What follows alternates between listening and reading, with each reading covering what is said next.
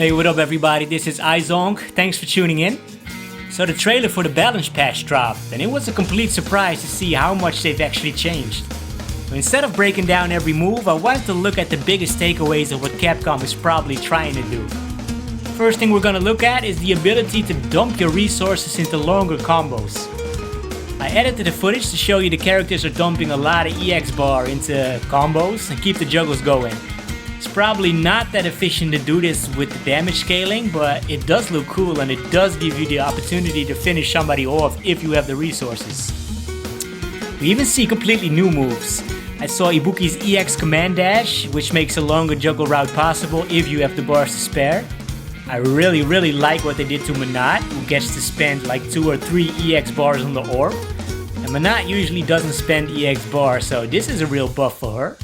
But can we please not give Yuri even a higher damage output on his already incredible toolset? I mean, I do like what they did to Alex. They're letting him use EX Slash after landing EX Headbutt. That's a real damage buff, though the price of 2 bars is a little bit high maybe. Second thing we're gonna look at are the underused V system.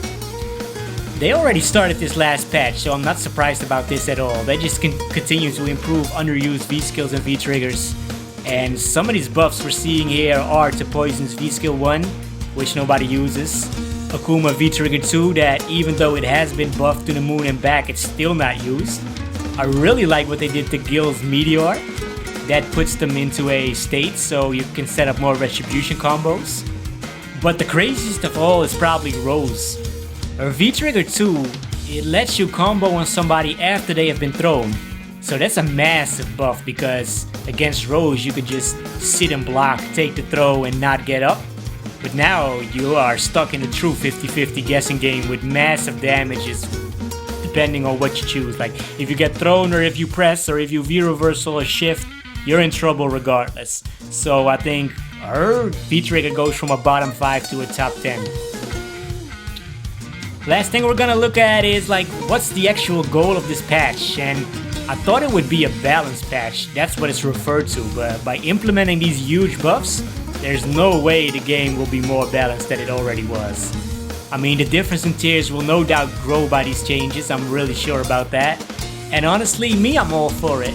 This is the last season of Street Fighter V, my excitement for the game is waning, so implementing these big changes will definitely pique my interest again, and can't wait to find out what my characters can do, what can Zeku do, what can Sagat do, what can Cody do most of all. I also really like the extra colors and the training gear. I like the new offline graphic options. I just like how they're putting new stuff in the game to keep it fresh, and I'm just excited. I'm excited about the new team of Capcom. They're doing an awesome job ever since they got installed in Season 5. Well, if you enjoyed this video, please sub to the channel. I'll be doing more comparison videos, and I'll jump on new Street Fighter 6 content when I can. Peace.